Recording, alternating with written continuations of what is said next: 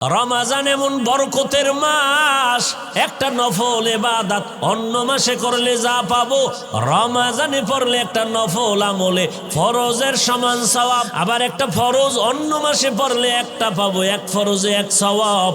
রমাজানে এক ফরজে পাবো 70 গুণ বেশি। অতএব আমি রমাজানে নফল ছাড়ব না, আমি 8 রাকাত পড়ব না, যত পারি বাড়ায় পড়ব 20 রাকাত। ওমর পড়েছেন, সাহাবায়ে কেরাম পড়েছেন। অতএব আমরা সাহাবায়ে কেরামের আদর্শের উম্মত, আমরা সাহাবায়ে কেরামের আদর্শ মানি। 20 রাকাত তারাবি পড়ব। এরপরেও যদি আপনার কোনো আপন লোক, একেবারে আপনার কলিজার আপন, সে যদি বলে আমি 8 রাকাত পড়ি, তুই কেন 20 পড়ো, আপনি তার মনটা রক্ষায় জবাব দিবেন, তোমার কথা মেনে আমি 8 রাকাত তারাবি পড়ব, ঠিক আছে, কিন্তু বাকি 12 রাকাত তো ছাড়ব না। বাকি 12 রাকাত আমি নফল হিসাবে পড়ব। এক নফলে আমি একটা ফরজের সমান সওয়াব পাবো, এক ফরজে আমি 70 গুণ পেয়ে যাব। অতএব আমি এই রমাজান পাইছি, আগামী রমাজান পাবো কিনা জানা নাই। অতএব আমি এই আমল থেকে নিজেকে দূরে রাখতে চাই না। রমাজানুল মুবারকে আমার নবীকে আল্লাহ দিয়েছেন, এত বরকত আল্লাহ দান করেছেন। এই রমাজানে বান্দা বেশি বেশি কোরআন তেলাওয়াত করো, কারণ আমার নবীর কাছে কোরআন আসছে। নবী কোরআন শরীফটা আমাদের কাছে আমানত রেখে গেছেন। ও উম্মত, কোরআনটা ধরে রাখবা, সম্মান কমবে না। রমাজানে তুমি কোরআন তেলাওয়াত চালু করে দাও। ইমামে আজম আবু হানিফা 61 বার রমাজানে কোরআন খতম করেছেন। ইমাম শাফিঈ রাহমাতুল্লাহ আলাইহি 60 বার কোরআন খতম করেছেন। এর নবীর আশিক উম্মতের দল রমাজানে বেশি বেশি নামাজ, বেশি বেশি তেলাওয়াত, জবানে আল্লাহর জিকির করবেন, দরুদের আমল করবেন। যারা তেলাওয়াত পারেন না, শিখবেন। কোরআন শিখতে 20 দিন লাগে, 20 ঘন্টা। কয় ঘন্টা? 20 ঘন্টা লাগবে। প্রতিদিন তারাবির পরে ঘুমের আগে 1 ঘন্টা সময় দেন। না পারলে সাহারি খাইয়া ফজরের নামাজের পরে 1 ঘন্টা সময় দিয়া মাত্র 20 রমজানে কোরআন শিখে ফেলেন। প্রথম রমাজান থেকে 20 রমাজানে কোরআন শিখে ফেলবেন। যেদিন চললে পড়তে পারবেন, সেদিন নামাজে দেখবেন কি মজা। যারা পারেন না, তেলাওয়াত চালু করে দেন। আপনার মেয়েকে কোরআন পড়ান। রমাজানে কোরআন পড়তেই হবে। দেখে দেখে কোরআন পড়ার ফজিলত বেশি। তার মানে কি তারাবির মাত্র ভেতরে মোবাইল খুলে কোরআন দেখবেন? খবরদার, রমাজানে বেশি বেশি ইবাদত আর তাহাজ্জুদের নামাজটা পড়বেন, যেটা 11 মাসে সম্ভব না, এটা রমাজানে সহজ। কারণ সাহারি খাওয়ার পুরা টাইম হলো তাহাজ্জুদের টাইম। অতি গভীর হয় রজনী যখন, নীরবে প্রভুর নাম জপিও তখন। প্রভুর করুণা যদি পাইবারে চাও, গভীর রাতে উঠে প্রভুর গুণগান গাও। কি পরিমাণ আল্লাহর দুশ্মন হইলে কয়, আমার ঘরে কি ভাতের টান আছে, আমি রোজা রাখবো কেন? আমরা কি ভাতের অভাবে রোজা রাখি? কি রোজা রাখি কার জন্য? আল্লাহর সন্তুষ্টির জন্য রোজা রাখি। রোজাটা শুধু আখিরাতের সওয়াব এতটুকুই না, শরীরের মহা ঔষধ। মহা আর কিছু কপাল পরার আর রোজারে বানাইছে রোগ। রোজা রাখলেই রোগ বাড়বে। আর আল্লাহর আশেক যারা, এরা বানাইছে রোজারে ঔষধ। যেমন রোজাই হলো রোগের ঔষধ। আমি রোজা রাখলেই সুস্থ, আমি রোজা রাখবো আল্লাহ, আমি রোজা একটাও ভাঙবো না, তুমি রোজার বরকতে আমাকে সুস্থ করে দাও। আর নিমক হারামের গোষ্ঠীরা বলবে রোজা রাখলে গ্যাস বাড়বে, রোজা রাখলে অসুস্থতা বাড়বে, পেটে সমস্যা হবে। যে যেমন নিয়ত করে তার ফলাফলও কি এমনই হবে। ও আল্লাহর বান্দারা, ভালো করে বুঝেন, রমাজানের এই রোজা ছাড়া যাবে না। বালেগ বালেগা, ও পর্দার আড়ালের আম্মা জানেরা, বোনেরা, প্রাপ্ত বয়স্ক যদি বয়সে উপনীত হয়ে থাকেন, রোজা ভাঙ্গা যাবে না। নবী বলেন, বিনা কারণে যদি একটা রোজা ভেঙ্গে দাও, সারা জিন্দেগি যদি রোজা রাখো, এর বরকত আর পাবা না। একটা রোজার দাম কত? বলে একটা উড়ন্ত জন্মগত একটা কাক জন্ম লগ্ন থেকে যদি উড়তে থাকে, উড়তে উড়তে উড়তে উড়তে কাকের হায়াত বেশি, কমপক্ষে 1000 বছর। একটা কাকের হায়াত কমপক্ষে 1000। এই 1000 বছর যদি উড়তেই থাকে, উড়তে উড়তে বুড়ো হয়ে গেছে, কত দূর গেছে গিয়া তো কাগজ কলমে হিসাব মিলবে? হ্যাঁ, নবীজি বলেন এক রোজার কারণে একটা কাক জন্ম থেকে 1000 বছর যদি উড়িয়া সামনে যায়, ও কত দূর গেল? এক রোজাদার এক রোজার কারণে জাহান্নাম থেকে তত দূর পিছনে গেল। এরে আল্লাহর বান্দারা, রোজার মধ্যে তাহাজ্জুদের এই সুযোগ হারাবেন না, খবরদার। 2 রাকাত নামাজ পড়বেন সাহারি খাওয়ার আগে বা পরে। পরে তো বাঙালি পারবে না, কারণ আজান দিলেও খায়।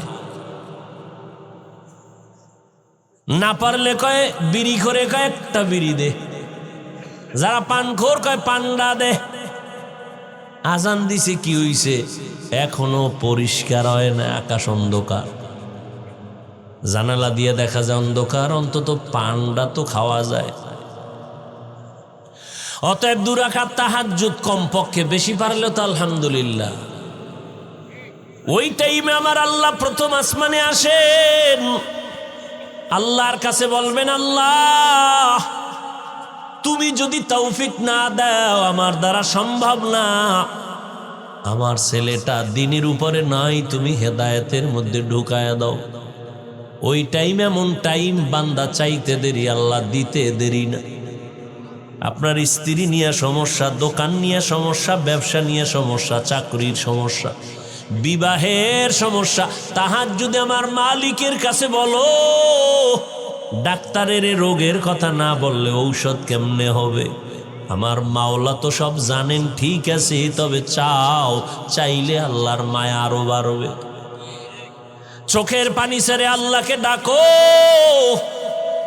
কারণ চোখের পানি দেখলে মা বাবার মায়া সন্তানের প্রতি বেড়ে যায়। ছাত্র যদি কান্না করে শিক্ষকের মায়া বেড়ে যায়। কাছে টানে আয় আয়। আল্লাহ বলেন, বান্দা ওই তোর মা বাবার থেকে আমি আল্লাহর মায়া কি অনেক কম? শিক্ষকের থেকে আমি আল্লাহর মায়া কি কম? একটা ছাত্র যদি কান্না করে, শিক্ষকের যদি মায়া হয় কাছে টেনে নেয়। একটা মা সন্তানের কান্না দেখে যদি বাচ্চাটারে কাছে টেনে নেয়, মায়া হয়। তুই যদি 2 ফোঁটা চোখের পানি ছেড়ে একবার আল্লাহ বলে ডাক দেও, আমি আল্লাহর ছেলে নাই, মেয়ে নাই, আমি বড় আদর করে তোরে বানাইছি। ও বান্দা, তুই জবানটা দিয়ে যখন আল্লাহ বলে ডাক দিবি, আমি আল্লাহর কুদরতি অন্তরে তুফান, মায়া রহমতের ঢেউ, আমি আল্লাহ রহমতের দরজা খুলে দেই আর বলি, বান্দা তুই যা দরকার চা, আমি এখন তোর জন্য সব বরাদ্দ দিয়ে দিব। এই জমিনে আল্লাহর কাছে ভোর রাত্রে কান্না ছাড়া কেউ কিছু পায় নাই। যত নবী, যত সাহাবায়ে কেরাম ওই রাতের কান্নার আওয়াজ, যত আল্লাহর খাঁটি গোলাম সবাই ভোর রাতে কান্নার আওয়াজ দিয়েছেন। আর একটা দোয়া কবুলের সময়, রোজাদার যখনই দোয়া করবে তখনই কবুল হবে। তবে রোজাদারটা রোজাদার হতে হবে। ওই রোজাও রাখবা, মিথ্যাও বলবা, ঝগড়াও করবা, এই রোজাদার হলে হবে না। রোজাদার তোমার চোখের রোজা, হাতের রোজা, কানের রোজা, পায়ের রোজা। অর্থাৎ রোজা মানি গুনাহ থেকে বেঁচে থাকো, পানাহার থেকে বেঁচে থাকো, আর রোজার দ্বারা তাকওয়া অর্জন করো। রোজা রাইখে যেমন খানার থেকে বাঁচলা, তাকওয়ার সবক আদায় করো, গুনাহ থেকেও বাঁচো, হাতেরও বাঁচাও, চোখেরও বাঁচাও। এইভাবে করিয়া তুমি যদি দোয়া করো সাথে সাথে কবুল। তবে এর মধ্যে আর একটা স্পেশাল সময় আছে, ইফতারি সামনে নিয়ে মাওলারে দোয়া করো, মাওলার কাছে বলো। ইফতারি সামনে নিয়ে দোয়া করবা, কসম আল্লাহর জায়গায় কবুল। কিন্তু আমাদের কপাল খারাপ, ইফতারির টাইমে এত কাজের আগ্রহ বেড়ে যায়, মহিলারও কাজের মধ্যে ব্যস্ত বানায় দিছে। আবার নিজে যা একটু সহযোগিতা করবে তাও করে না, খালি ভুল ধরে বেসন কম হয়েছে কেন পেঁয়াজুর মধ্যে, এবার শরবতে চিনি কম কেন, এই কেন কেন করতে করতে আজানি টের পায় নাই। আর মসজিদ টসজিদে যদি ইফতারি করে, হ্যাঁ তো আর এক বাজার, আর এক বাজার। ইফতারির টাইমে দোয়া কবুলের টাইম, দুনিয়ার কথা বলে মসজিদের ভিতরে বা বিভিন্ন অনুষ্ঠানে ইফতারির আয়োজন, বেশি মানুষ যেখানে বসে শুধু কথা কথা কথা, অথচ ওই টাইম চুপ করে আল্লাহর কাছে দোয়া করো। এই বরকতের মাস আর একবার পাবেন, গ্যারান্টি আছে। মায়ার নবী দোয়া করতেন, আল্লাহুম্মা বারিক লানা ফি রাজাব ওয়া শাবান ওয়া বাল্লিগনা রমাজান। ও যুবক, কয়দিন আর দুনিয়ায় বাহাদুরি করবা? তোমার মতো আমার মতো কত যুবক গত রোজায় ছিল, এই রোজায় নাই। ওই যে ঢাকাতে আগুন লেগে কত মানুষ চলে গেল, তুমি আগামীকাল বাঁচবা গ্যারান্টি নাই। এখন থেকে তৈরি হয়ে যাও, গুনার থেকে তওবা করো, আল্লাহর কাছে বলো, আল্লাহ রমাজান আসতেছি, একটা রোজাও ভাঙবো না রে আল্লাহ, তোমার গোলাম হইয়া কবরে যেতে চাই। ও যুবক বাবারা, স্কুলে পড়ো, কলেজে পড়ো, চাকরি করো বা ব্যবসা করো, বাধা নাই। তুমি ডাক্তারি পড়ো, ইঞ্জিনিয়ারিং পড়ো, বাধা নাই। তবে নবীর সুন্নত অনুযায়ী চলো, মা বাবার দোয়া নিয়ে চলো, ওলামায়ে কেরামের পরামর্শ নিয়ে চলো। জবানের গুনাহ বন্ধ করো, চোখের গুনাহ বন্ধ করো, মোবাইল দেখিও না, মোবাইলের গুনাহ থেকে বাঁচার চেষ্টা করো, আল্লাহর কাছে তওবা করো, মা বাবার দোয়া নাও। তোমার মতো যুবক তাকায় দেখো, আজ স্কুল কলেজে পড়িও নামাজ ছাড়ে না, নাই। গোটা মানুষের জন্য আমার নবী যেমন রহমত, তেমন জঙ্গলের প্রাণীদের জন্য আমার নবী আলাদা রহমত। সমুদ্রের ভেতরে যত প্রাণী আছে, মাছ, এগুলোর জন্য আমার নবী রহমত। গাছের জন্য নবী রহমত, জমিনের জন্য আমার নবী রহমত, সূর্যের জন্য নবী রহমত, চন্দ্রের জন্য নবী রহমত। এই দুনিয়ার আলোচনা করতেছি, গোটা জগতের জন্য আমার নবী রহমত। মরা গাছের জন্য আমার নবী রহমত। নবী খেজুর গাছ একটা মরা, ট্যাক লাগায় খুতবা পড়তেন। কিছুদিন পরে নবী ভিন্ন একটা মিম্বর বানালেন, এটা বাত। হাদিসে পাকে নবী বলেন, মানুষ যেমন কান্না করে, মরা খেজুর গাছটাও তেমন কান্নার আওয়াজ দিতেছে। রহমতের নবী বললেন, রে মরা গাছ, কেন কাঁদো, কি চাও? মরা গাছে নবীর সাথে কথা কয়, নবী আপনার বিরহের বেদনায় কান্না করি, তুমি কি চাও? আমি দোয়া করি তুমি আবার তাজা হয়ে যাও, তোমার গাছের মধ্যে আবার ফল আসবে, আমার উম্মতের আবার ফল ভক্ষণ করবে। খেজুর গাছ বলে, নবী তা চাই না, কি চাও? বলে, ইয়া রাসূলুল্লাহ, মানুষের মতো আমার জানাজা পড়াবেন, এখানে দাফন করবেন, হাসরের ময়দানে আমি আপনার সাথে জান্নাতে থাকতে চাই। উস্তুনে হান্নানা আজ হজরে রসুল, নালামি জাদ হাম চুয়ার বাব উকুল। মরা গাছের জন্য নবী রহমত, জঙ্গলের প্রাণীদের জন্য আমার নবী রহমত, গর্তের পিপিলিকার জন্য আমার নবী রহমত। মায়ার নবী রহমাতুল লিল আলামিন। আল্লাহ পাক আমার নবীকে কি না দিয়েছেন যা আর কোন নবী পান নাই, উম্মতেরা পান নাই। অন্য নবীর উম্মতেরা নবী সহ নির্দিষ্ট স্থানে যায় নামাজ পড়তে হতো, ভিন্ন জায়গায় পড়লে কবুল হতো না। আল্লাহ পাক আমার নবীকে বলেন, হে পয়গম্বর, পুরা জমিনটা আমি আপনার মোহাব্বতে যায় নামাজ বানায় দিলাম। আপনার উম্মতের জানায় দেন, জমিনের যে কোনো জায়গায় সেজদা দিবে সেখানেই আমি কবুল করে ফেলবো। তার মানে কবরে দিলেও কবুল, বটগাছের দিলে কবুল, হ্যাঁ, সূর্যকে দিলে কবুল। সাবধান, মানুষ দামি না বটগাছ দামি? তাহলে মানুষ বটগাছের গোলাম হবে কেন? বটগাছ মানুষের গোলাম হবে? এতটুকু আকল আমাদের মুসলমানের অনেকের নাই। পাথর মানুষের গোলামি করবে, মানুষ গোলামি করবে আল্লাহর। قال النبي صلى الله عليه وآله وسلم الدنيا خلقت لكم وأنكم خلقتم للآخرة। পয়গম্বর বলেন, ও দুনিয়ার মানুষ, দুনিয়া নামক গ্রহটা তোমাদের গোলাম বানাইছি, আর তোমাদেরকে আমি আল্লাহর গোলামির জন্য বানিয়েছি। দুনিয়ার সব তোমাদের গোলামি করবে, তোমরা কার গোলামি করবা? আল্লাহর গোলামি ঠিক মতো যদি করো, সূর্য তোমার কথা মানতে বাধ্য হয়ে গোলাম হবে। তুমি যদি আল্লাহর কথা শুনো, গরু তোমার কথা শুনবে, পাহাড় তোমার কথা শুনবে, বাঘ তোমার কথা শুনবে। এই নজির নাই? নদীর মধ্যে পানি নাই, আল্লাহর একজন প্রিয় বান্দা একটা চিঠি লিখলেন, বাহকেরে বললেন চিঠিটা নদীর মধ্যে ফেলে দাও। কি লেখছেন তিনি জানেন, আল্লাহ জানেন।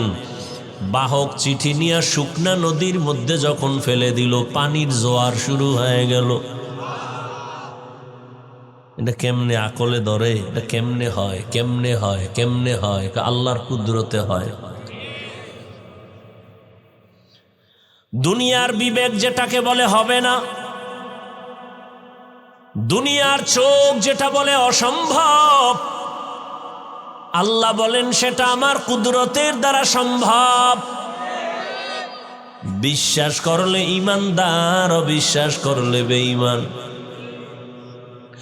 মরা গাছে কথা বলতে পারে না, এটাই সত্য, এটাই বাস্তব। দুনিয়ার বিবেক বলে অসম্ভব, আল্লাহ বলেন আমার কুদরতি ক্ষমতায় কাদের কুদরত দারি বর কামাল আন্তা রব্বি আন্তা হাসবি জুল জালাল তুহি কাদের জলিলুল্লাহ জাহাদার বহর হালে তুহি মেরা নেগাহদার।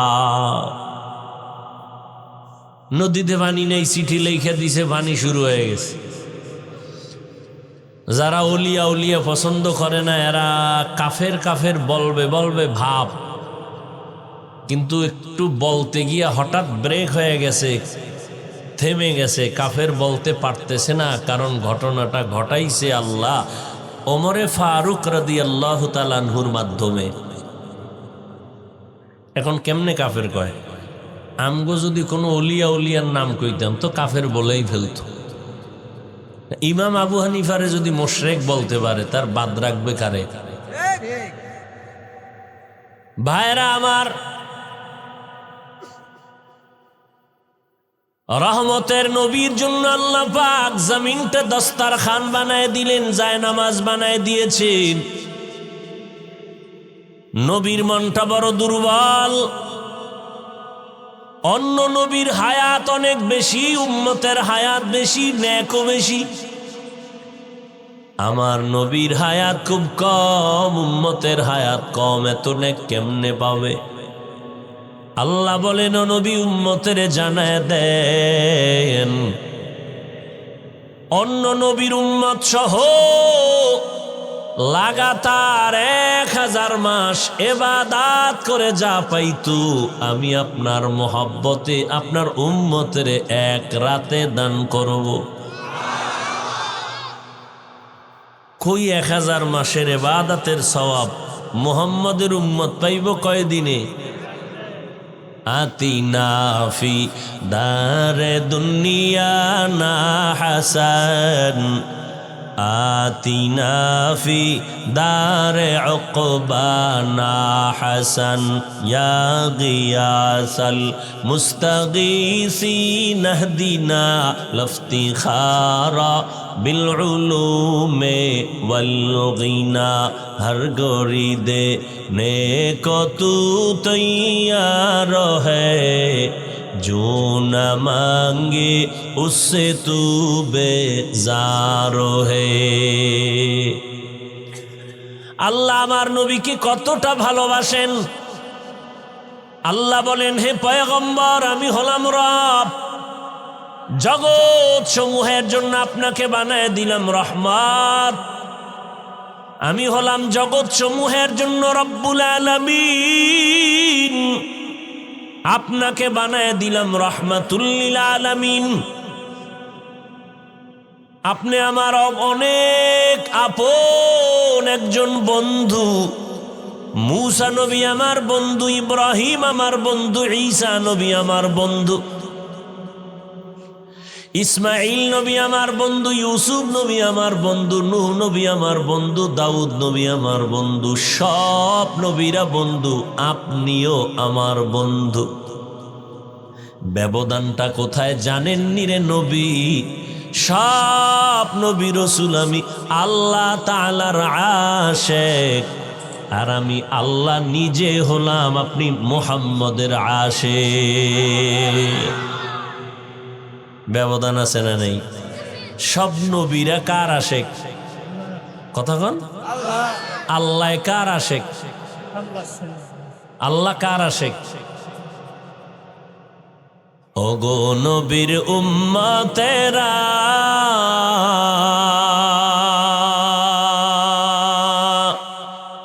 হয়ে আজি দিশাহারা, কোরআন হাদিসের চলো যখন যাহা চায় মনে, নবী বিনে কে তরবে পুলসিরত মিজানে, নবী বিনে কে তরবে পুলসিরত মিজানে। নবী আমার জীবন ভরে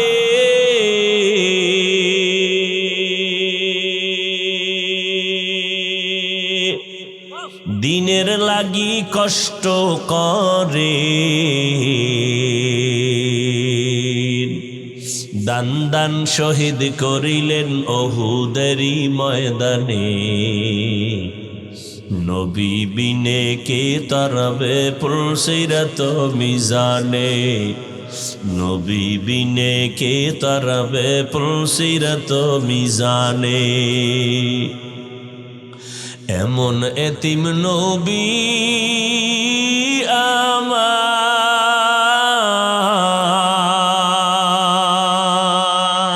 আমার, পিতা মাতা নাই যে তাহার, তারপরেও কত মারা মারলো তাকে দুশ্মনে, নবী বিনে কে তরবে পুলসিরত মিজানে, নবী বিনে কে তরবে পুলসিরত মিজানে। এরে নবীর আশিক, আল্লাহ পাক বলেন, ও পয়গম্বর, আপনার উম্মতেরে জানায় দেন, যদিও হায়াত কম তবে হায়াতে বরকত আমি আল্লাহ বাড়ায় দিব। আপনার উম্মতের হায়াত যদিও কম তবে হায়াতে বরকত হবে অনেক বেশি। আপনার উম্মত যদি 5 ওয়াক্ত নামাজ আদায় করে, আমি আল্লাহ আপনার মোহব্বতে 50 ওয়াক্ত নামাজের সওয়াব দিয়ে দিব। আপনার উম্মতের আমি হায়াত কম দিলেও বরকত কমাই নাই। 5 ওয়াক্ত নামাজ ফরজের আগে তাহাজ্জুদের নামাজ ছিল বাধ্যতামূলক। 5 ওয়াক্ত নামাজ ফরজ হয়েছে, তাহাজ্জুদের ফরজিয়াতটা শিথিল হয়ে গেছে, কিন্তু মর্যাদা কমায় নাই। আল্লাহ তাআলা বলেন, নবী জানায় দেন আপনার উম্মত যদি এশার নামাজ পড়ে ঘুমায়, আবার ঘুম থেকে উঠে যদি ফজর আদায় করে, ঘুমাইয়া যে সময় কাটাইল এই সময় আমি নেকের পাল্লায় ওজন দিব। আপনার উম্মতের হায়াত অনেক কম, বরকত অনেক বেশি। 1000 মাস ইবাদত করে অন্য নবীর উম্মতেরা যা পাবে আমি আপনার উম্মতের এক রাতের ইবাদতে দিয়ে দিব। জানেননি ওই রাতটা কোনটা? কবে? ইন্না আনজালনাহু ফি লাইলাতিল কদর ওয়া মা আদরাকা মা লাইলাতুল কদর লাইলাতুল কদরি খায়রুম মিন আলফি শাহর। 1000 মাস, এর থেকেও আরো বেশি, ওর সমান না, আরো বেশি। খায়রুন মিন আলফি শাহর, 1000 মাস থেকেও উত্তম।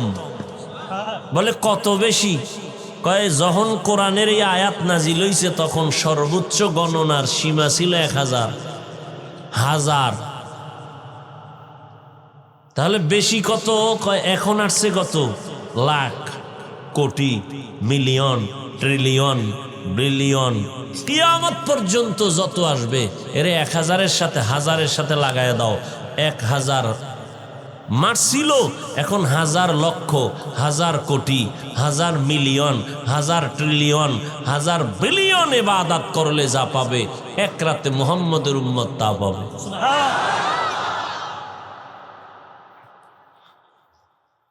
কার বরকতে পাইলাম? কার বরকতে? কিন্তু কপাল খারাপ জাতি ওই নবীরে চিনলা না। কেমন মায়ার নবী আমার, রহমতের নবীকে আল্লাহ পাঠাইছেন যার পুরা জিন্দেগিটা রহমতে ভরা। কেমন রহমতে ভরা?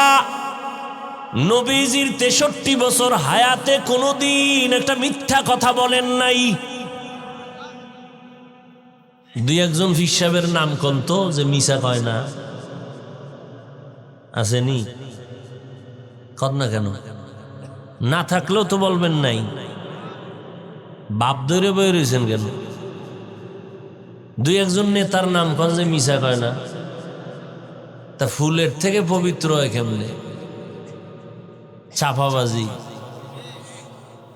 কেমন একজন নবী আমার যার 63 বছর হায়াতে ভুলেও একটা মিথ্যা বলেন নাই। আপনি চিন্তা করতে পারেন, সে তো শিশু, কিশোর, যুবক, অজান্তেও তো অনেক কিছু মানুষ কইরা ফেলায় না?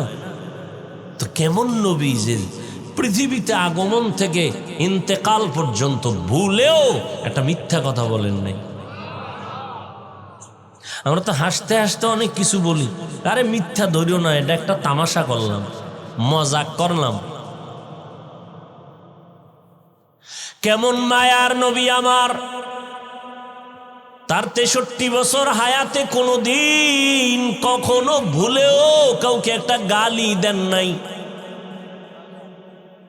কেমন রহমতের নবী আমার, যে নবীর সামনে দাঁড়াইয়া হাজারো গালি দিয়েছে ইহুদি বেঈমানরা, অকথ্য ভাষায় নবীর সামনে দাঁড়ায়া গালি।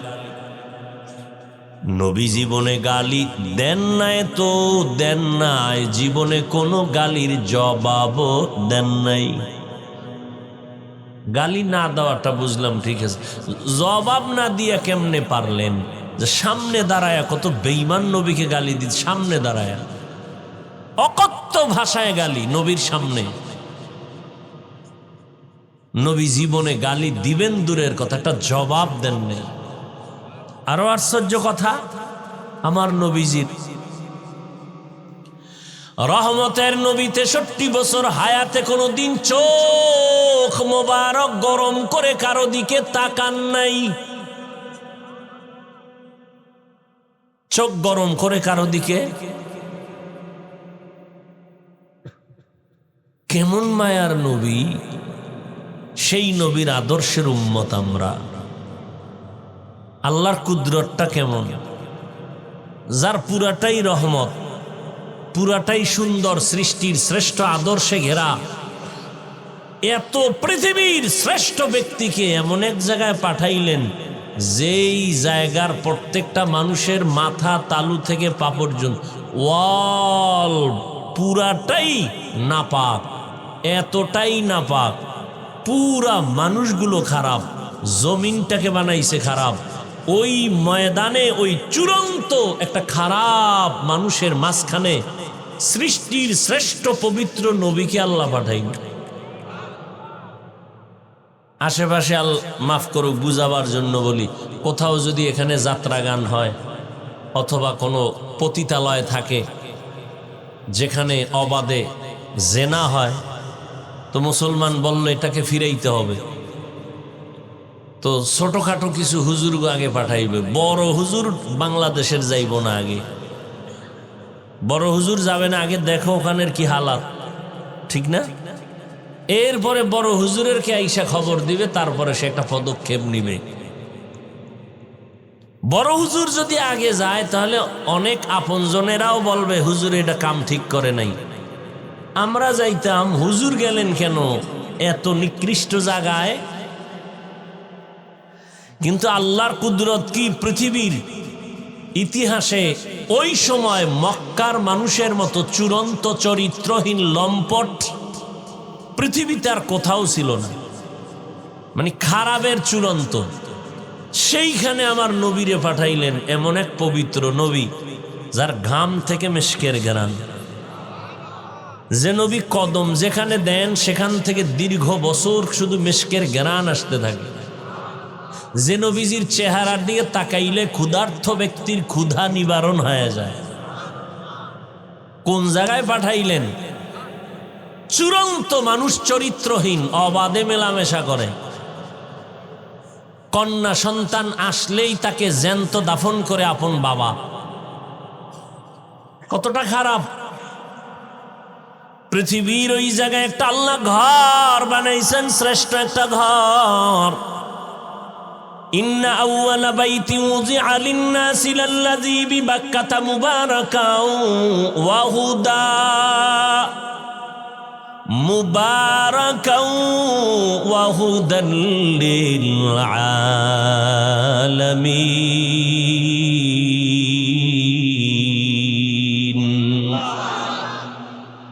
আল্লাহ জমিনটা বানায় একটা ঘর বানাইছেন, আর কিছু নাই জমিনে। জমিনটা বানাইয়েই আল্লাহ একটা ঘর বানাইছেন। প্রথমে ছিল পানি, সাগর, সমুদ্র, সব মাওলার কুদরত, কেন মেনো চলবে না। আল্লাহ পাক সব বুঝার মেমোরির মধ্যে জিবি দেন নাই।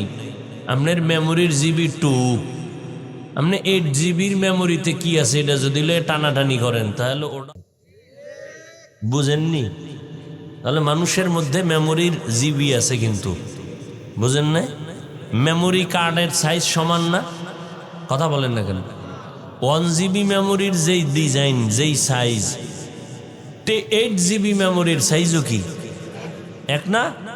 ভিতরের কারবার কি এক? এই আমগো মেমোরি এই ভিতরে মাথার সাইজ সব এক, ভিতরের জিবি কি এক? কারো জিবি 1, কারো জিবি 2, কারো জিবি 4, কারো জিবি 8, এভাবে মেমোরি। মানুষের ব্রেনের মধ্যে আল্লাহ এমন জিবি দিছেন, আনলিমিটেড মেমোরি দেওয়া এর ভিতরে জিবি। এটা সারা দুনিয়াটাও যদি জ্ঞান ঢুকাইতেই থাকো, ঢুকাইতেই থাকো, ঢুকাইতেই থাকো, মেমোরির 1%ও শেষ হবে না। কিন্তু বেতালে উল্টাপাল্টা করলে আবার দেখবা যে মেমোরি হ্যাং হয়ে গেছে। এই যেটি আল্লাহরে গালি দেয়, নবীরে গালি দেয়, জিবি ছিল ঠিকই, কি হয়ে গেছে? হ্যাং হয়ে গেছে। কারণ সব বিষয় ভাবার মতো আল্লাহ সবাইকে মেধা দেন নাই। ওইটা নিয়ে যদি সে চর্চা শুরু করে তখন সে খারাপ রাস্তায় চলে যাবে, মাথা নষ্ট হয়ে যাবে।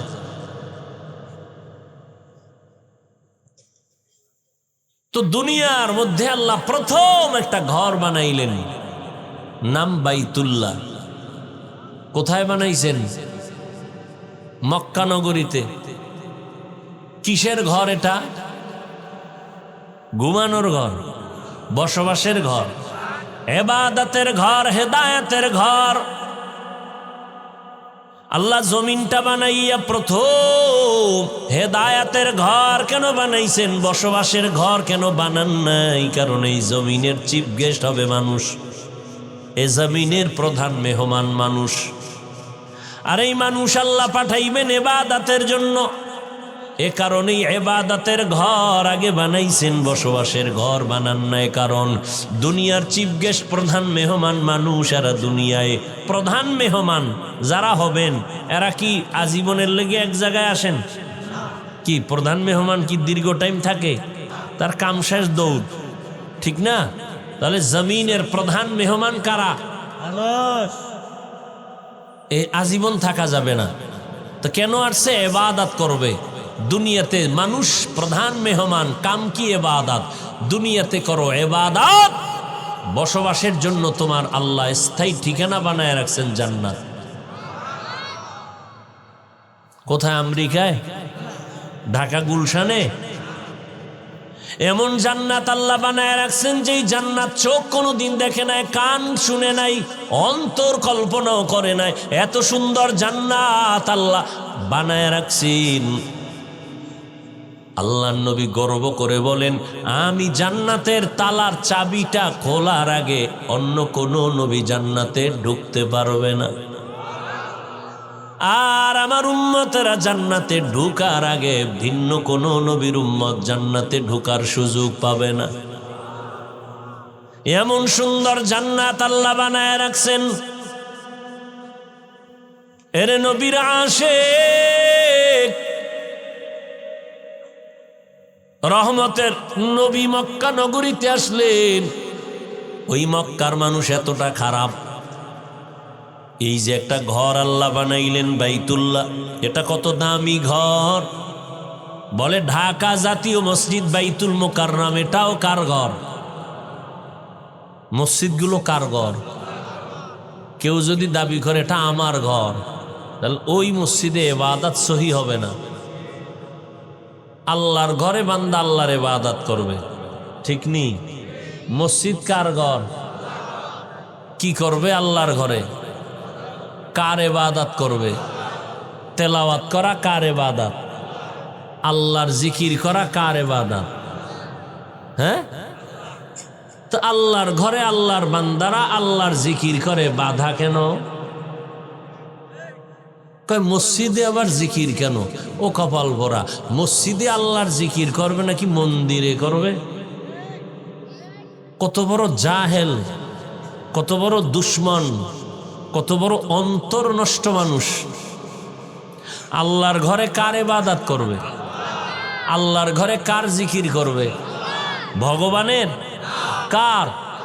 তো আল্লাহর ঘরে আল্লাহর জিকির করবে, তেলাওয়াত করবে, নামাজ পড়বে, ইবাদত করবে। বাধা যে দিবে সে সৃষ্টির নিকৃষ্ট জালেম, সে পৃথিবীর নিকৃষ্ট, শুধু জালেম না, নিকৃষ্ট জালেম। মসজিদে জিকির কেন? তোর বাবার জিকির করে? কার জিকির করে? তা আল্লাহর জিকির মসজিদে করবে নাকি মন্দিরে করবে? কি আজীব কথা! এই ঝামেলা আছে না নাই? আল্লাহ হেদায়াত দান করুন। ভাইরা আমার,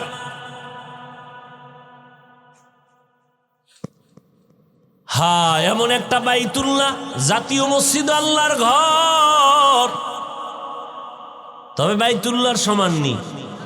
জাতীয় মসজিদের দিকে তাকায় থাকলে কোনো সওয়াব নাই, কিন্তু বাইতুল্লাহ এমন একটা ঘর, শুধু যদি তাকাইয়া তাকায় দেখে আমল নামায় অনবরত সওয়াব লেখা হবে। শুধু তাকায় দেখবে, কিচ্ছু বলবে না, শুধু তাকায় আছে আল্লাহর ঘরের দিকে। ফেরেশতাকে আল্লাহ বলে শুধু সওয়াব লিখতে থাকো। এমন একটা দামি ঘর বাইতুল্লাহ, যার আঙ্গিনায় 1 রাকাত নামাজ পড়লে কত সওয়াব? 1 লক্ষ রাকাত নামাজের সওয়াব। একটা সেজদা দিবেন 1 লক্ষ সেজদার সওয়াব। জমিনে এরকম দামি আর কোনো ঘর নাই। এটা এমন একটা দামি ঘর, যেই ঘরের আঙ্গিনায় সেজদা দিলে এক সেজদা 1 লাখ। আঙ্গিনা বুঝেননি? আঙ্গিনা বুঝেননি? বুঝেন না, অনেকেই বুঝেন না। আমগো হুজুরেরাও বুঝেন, আপনারা কি বুঝবেন? বাইতুল্লাহ যারা দেখছেন ছবিতে বা গেছেন, এর চারদিকে মসজিদ আছে না, মানে ঘর। এখান থেকেও 1 কিলো 2 কিলো 3 কিলো 4 কিলো দূরে হলো এর পুরা আঙ্গিনা। মক্কা ঢুকতে মেইন রোডে দেখবেন, বিশ্ব রোডে রেহাল দেওয়া আছে। রেহাল দেখছেন নি কেউ? কথা হয় না। এই রেহাল থেকে বাইতুল্লাহর আঙ্গিনা শুরু। এই বাইতুল্লাহর দেওয়ালের পাশে নামাজ পড়লে যা পাবে, রেহালের পাশে পড়লে তা পাবে।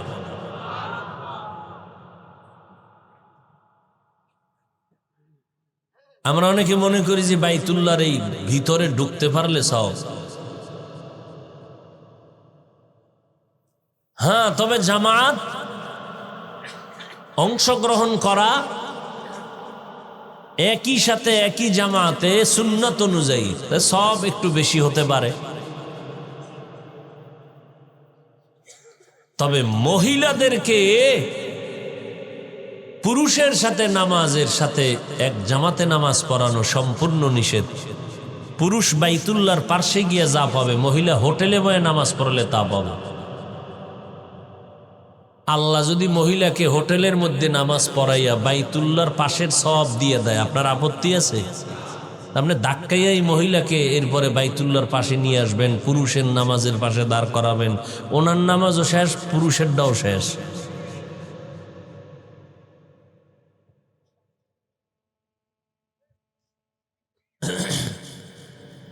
এই বাইতুল্লাহ এত দামি, মক্কার চরিত্রহীন মানুষগুলো নারী পুরুষ একত্রিত হয়ে এটার চারপাশে ঘুরে, তাও উলঙ্গ। কতটা খারাপ! আর সেখানে আসছেন কে? রহমাতুল্লিল। মায়ার নবী আসছেন মাত্র 13 বছর। কয় বছর? মাত্র 13 বছরের ব্যবধানে চরিত্রহীন মানুষগুলো এত দামি হয়ে গেছেন। রহমতের নবীর আদর্শের কারণে আল্লাহ জিব্রাইল আমিনকে লিস্টি দিয়া কয়, যাও আমার নবীরে পৌঁছাইয়া দাও। এই লিস্টির মধ্যে যাদের নাম আছে, নবী যেন ঘোষণা দিয়ে দেয়, এই লিস্টির মধ্যে যাদের নাম, এরা বিনা হিসাবে জান্নাতি। মাত্র 13 বছরের ব্যবধানে রহমতের নবীর আদর্শে চূড়ান্ত চরিত্রহীন মানুষ স্বর্ণের মানুষ হয়ে গেল। কেমন দামি হয়ে গেল! আল্লাহ এদের জান্নাতের সার্টিফিকেট দিয়ে দিলেন জমিনে, এবং কিয়ামত পর্যন্ত আনেওয়ালা মানুষের জন্য তারা আদর্শ। সমস্ত সাহাবায়ে কেরাম জান্নাতি। এবং উম্মতের স্কেল, তোমার ইমান ভালো না খারাপ, একুরেট না ভেজাল, তোমার স্কেল হলো সাহাবায়ে কেরামের ইমান। আমিনু কামা আমানান নাস। সাহাবায়ে কেরামের ইমানের স্কেল দিয়ে তোমার ইমানকে মাপিও। এজন্য নবী বলেন, আসহাবী কান্নুজুম, আমার এক একটা সাহাবী এক একটা আকাশের নক্ষত্রের সমতুল্য। ওই সাহাবায়ে কেরামের আদর্শরে ধরে রাখিও, সাহাবায়ে কেরামের আমলকে ধরে রাখো। সাহাবায়ে কেরাম তারাবির নামাজ 20 রাকাতের আমল করেছেন, ধরে রাখিও। কয় রাকাত? আপনাদের মাজায় যদি সমস্যা থাকে ঔষধ খেয়ে নেন, 8 পড়া যাবে না, 20 পড়তে হবে। কিন্তু যারা 8 পড়বেই, এদের সাথে কোনো তর্কে জড়ানো যাবে না। আমাদের জবাব, তুমি কেন পারবা না? তোমার মতো যুবক আজকে দেখো নদীর মধ্যে মাছ ধরে, জমিনে চাষাবাদ করে, নামাজ ছাড়ে না। তোমার মনটাকে প্রশ্ন করো, তুমি কেন পারবা না? তোমার মতো যুবক রাস্তায় গাড়ি চালায়, নামাজ ছাড়ে না। তোমার মতো যুবক র্যাব, আর্মি, পুলিশ, বিডিআরের চাকরি করে, নামাজ ছাড়ে না। ও বান্দা, তুমি কেন পারবা না?